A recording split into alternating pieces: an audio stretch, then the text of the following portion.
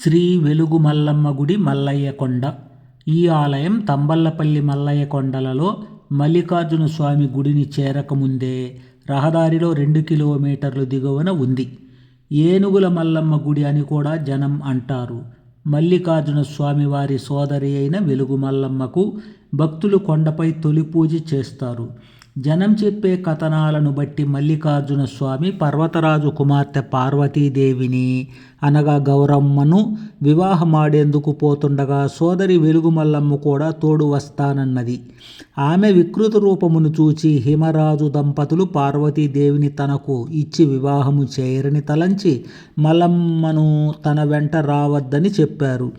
ఆమె అక్కడే ఆగి అలకబూని శిలగా స్థిరపడిందని ప్రతీతి. తన సోదరిని కించపరిచానని తలచి పశ్చాత్తాపము చెందిన మల్లికార్జునుడు, నా కొండకు వచ్చే భక్తుల తొలి పూజ నీకే జరుగుతుందని అలక పోనవద్దని చెప్పారట.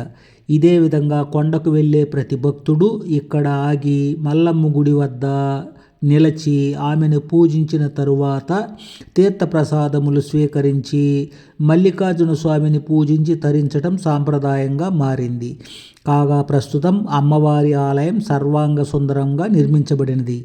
ఆలయములో అమ్మవారు గర్భగోపురములో ఐశ్వర్యపీఠంపై ఉత్తరాభిముఖముగా కొలువై భక్తుల పూజలందుకొని కోరికలు తీరుస్తున్నారు.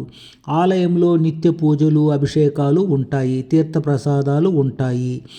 ఈ వీడియోను లైక్ చేయండి, షేర్ చేయండి, సబ్స్క్రైబ్ చేయండి.